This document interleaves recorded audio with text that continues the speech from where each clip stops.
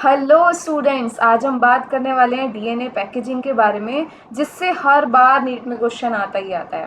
तो DNA packaging क्या मतलब क्या है? डीएनए को हमें पैक करना है, किसमें? न्यूक्लियस के अंदर पैक करना है। क्यों? क्योंकि आपको पता है कि जो हमारी बॉडी है वो किससे बनी है? सेल से मिलकर बनी है। और इतनी छोटी सेल है, उस इतनी छोटी सेल के अंदर इतना छोटा सा न्यूक्लियस। कितना छोटा? 10 माइक्रोमीटर न्यूक्लियस। 10 माइक्रोमीटर न्यूक्लियस के अंदर क्रोमैटिन फाइबर की फॉर्म में हमारा डीएनए प्रेजेंट होता है। क्रोमैटिन फाइबर क्या है डीएनए? तो उस 10 पॉइंट माइक्रोमीटर को के अंदर जो क्रोमैटिन मटेरियल प्रेजेंट है, उसको जब हमने इलेक्ट्रॉन माइक्रोस्कोप के अंदर देखा तो वो इस तरह से स्ट्रक्चर दिखता है। कैसा? Thread like structure. इस तरह से ऐसा लगता है कि थ्रेड के ऊपर बहुत सारी नॉट लगा दी गई हो। अब इसी को ही अगर हम जूम करके देखते हैं थ्रेड लाइक स्ट्रक्चर को, तो थ्रेड लाइक स्ट्रक्चर किससे बना है? वो बना है हिस्टोन प्रोटीन एंड डीएनए से। हिस्टोन प्रोटीन के ऊपर डीएनए हमारा बाइंड किया गया है और इस स्ट्रक्चर को हम बोलते हैं न्यूक्लियोसोम। क्या है nucleosome? Nucleosome is a structural unit of chromatin. Chromatin material की स्ट्रक्चरल यूनिट है और यही यूनिट्स मिलकर क्रोमैटिन मटेरियल का फॉर्मेशन करती हैं। Consisting of segments of DNA bound around a core of 8 histone proteins। आगे बात करते हैं क्या 8 हिस्टोन प्रोटीन्स। हिस्टोन के बारे में जब आप पढ़ोगे तो आपको पता चलेगा, अभी हम बात कर रहे हैं उसके बारे में ही। पहले बात करते हैं हम डीएनए के बारे में। क्या है DNA? DNA is deoxy ribo nucleic acid. Deoxy ribo क्या है? एक शुगर है। न्यूक्लिक एसिड माइक्रो मॉलिक्यूल है।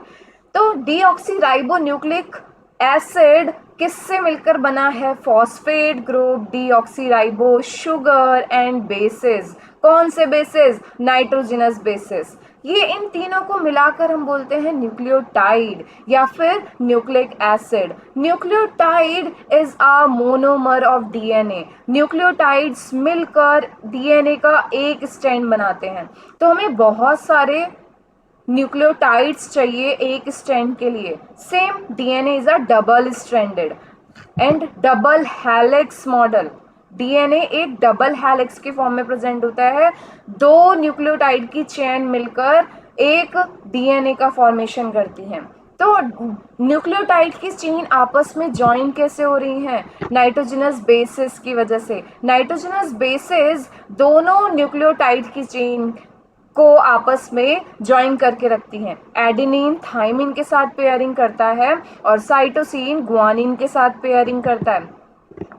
देखो न्यूक्लियोटाइड, इधर देखो न्यूक्लियोटाइड का आप एक स्ट्रक्चर देख पा रहे हो। न्यूक्लियोटाइड आपस में ज्वाइन किए हुए हैं और न्यूक्लियोटाइड की इधर वाली स्ट्रैंड दूसरे स्ट्रैंड से ज्वाइन किया हुआ है। कैसे? By the hydrogen bonds. Hydrogen bond किसके बीच में? साइटोसिन और ग्वानिन आपस में ज्वाइन कर रहे हैं 3 हाइड्रोजन बॉन्ड से। Adenine and thymine 2 hydrogen bond से ज्वाइन कर रहे हैं, जिसकी वजह से आपका एक डीएनए का स्ट्रक्चर डिजाइन हो रहा है। DNA is a anti parallel, means दोनों स्ट्रैंड एक दूसरे के अपोजिट होते हैं, क्योंकि हमें न्यूक्लियोटाइड्स को आपस में ज्वाइन कराना होता है, नाइट्रोजनस बेसिस को आपस में ज्वाइन कराना होता है। अगर ये अपोजिट नहीं होंगे तो नाइट्रोजनस बेसिस ज्वाइन नहीं कर पाएंगे, हमारे डीएनए का फॉर्मेशन नहीं हो पाएगा। तो डीएनए के फॉर्मेशन के लिए हमें हाइड्रोजन बॉन्ड्स की जरूरत है। हाइड्रोजन बॉन्ड्स आपस में ज्वाइन करते हैं।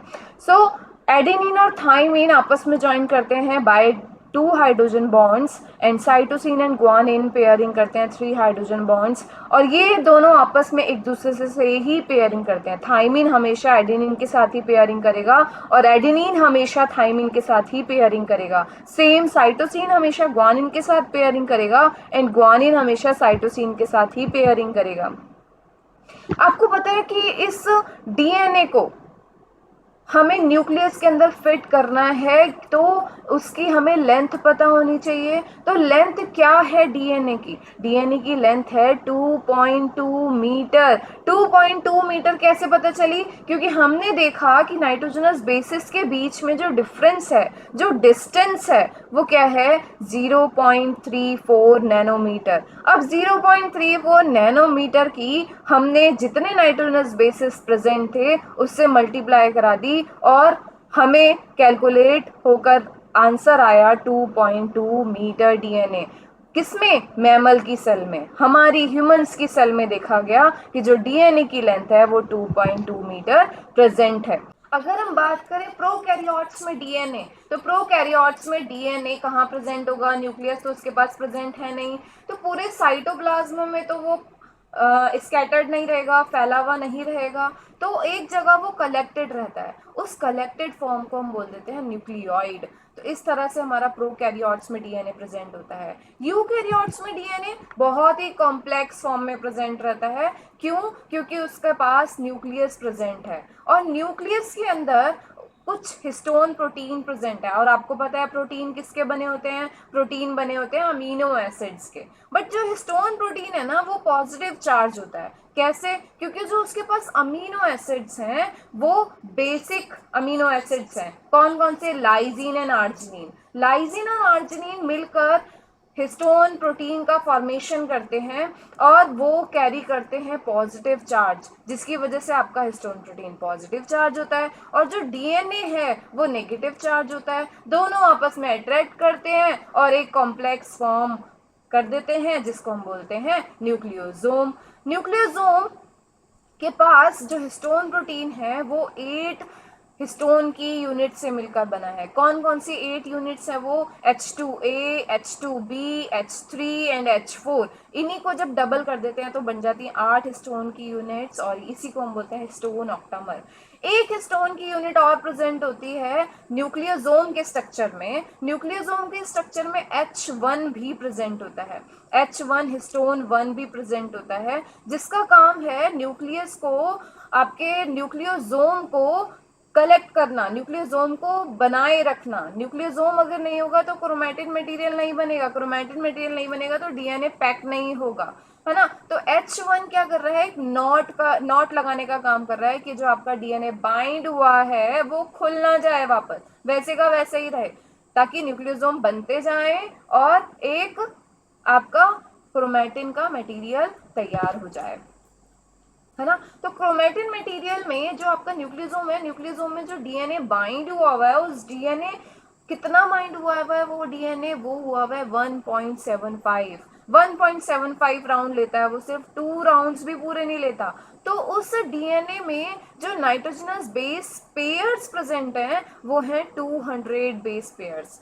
उस न्यूक्लियोसोम में 200 बेस पेयर्स प्रेजेंट होते हैं और यही न्यूक्लियोसोम आपस में बार बार रिपीट होते रहते हैं और बना देते हैं क्रोमैटिन मटेरियल। मैं इसी का एक और स्ट्रक्चर लेकर आई हूँ जूम करके। इस देखो, आप 8 ऑक्टामर मतलब 8 हिस्टोन मॉलिक्यूल्स देख पा रहे हो।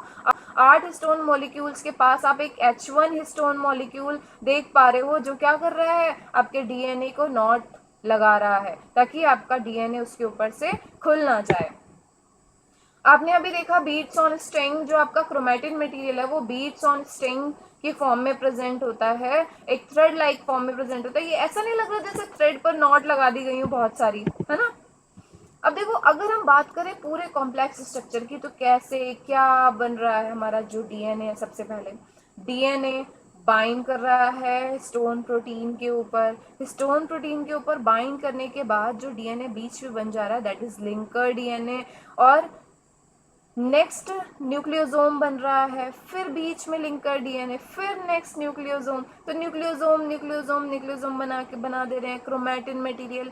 अब ये क्रोमैटिन मटेरियल जब कॉम्प्लेक्स हो जाता है कंडेंस हो जाता है तो बनाता है क्रोमैटिन फाइबर, और वही क्रोमैटिन फाइबर जब बाइंड करता है नॉन हिस्टोन क्रोमोसोमल प्रोटीन के ऊपर तो बनाता है क्रोमोसोम। यही आपका पूरा डीएनए पैकेजिंग है। आपका जब सेल डिवीजन होता है, सेल डिवीजन के टाइम पर क्रोमोसोम बनता है, अदरवाइज ये क्रोमैटिन मटेरियल की फॉर्म में न्यूक्लियस में प्रेजेंट रहता है। बात करते हैं प्रैक्टिस बहुत इंपॉर्टेंट है। अगर आपने क्वेश्चंस नहीं लगाए नीट के तो उस टॉपिक को पढ़ने का कोई फायदा नहीं है। तो हर एक टॉपिक को पढ़िए, उसके बाद उसके क्वेश्चंस लगाइए। सबसे पहला क्वेश्चन है, what are those structure that appear as beads on string in the chromosome when viewed under electron microscope. Chromosome में जब हमने उसको इलेक्ट्रॉन माइक्रोस्कोप के अंदर देखा तो बीड्स ऑन स्ट्रिंग जैसा स्ट्रक्चर दिखा, तो वो क्या है? वो है nucleotide. Yes? No, nucleosome. Next question, DNA fragments are. DNA fragments कैसे होते हैं? Negative charge, positive charge, neutral और ईदर पॉजिटिव और negative charge depending on their size. So DNA is negative charge, तभी तो वो हिस्टोन प्रोटीन की ओर बाइंड करेगा, हिस्टोन प्रोटीन की साइड अट्रैक्ट करेगा, उसके ऊपर बाइंड कर पाएगा, है ना? तो एक दूसरे की साइड अट्रैक्ट करेंगे तो नेगेटिवली चार्ज होता है हमारा DNA. The association of histone 1 with a nucleosome indicate, H1 जो वहाँ पर प्रेजेंट है तो वो क्या इंडिकेट कर रहा है न्यूक्लियोसोम में? H1 हमारा ये दिखा रहा है कि वो बाइंड हो गया है, न्यूक्लियोसोम उसने बना दिया है, और न्यूक्लियोसोम बनेंगे तभी क्रोमैटिन मटेरियल बनेगा। इसी यही तो शो कर रहा है आपका H1। तो डीएनए रेप्लिकेशन अकरिंग नहीं। डीएनए रेप्लिकेशन क्या होता है? डीएनए से डीएनए का फॉर्मेशन करना। तो डीएनए से डीएनए बनाने के लिए हमें डीएनए ओपन होना चाहिए, डीएनए बाइंड नहीं करना चाहिए। तो H1 तो बाइंड करा रहा है। तो the DNA is considered into a chromatin fibre. Yes, DNA double helix is exposed. Double helix show कर रहा है। डीएनए डबल हेलिक्स तभी शो करेगा जब वो सिंगल होगा, कंबाइन होगा तब नहीं शो करेगा। Transcription is occurring. ट्रांसक्रिप्शन क्या है? डीएनए से आरएनए का फॉर्मेशन, उसके लिए भी डीएनए ओपन होना चाहिए, है ना? तो पहला, तीसरा और चौथा ऑप्शन जो है रॉन्ग है। सेकंड ऑप्शन जो है आपका वो राइट है। Thank you.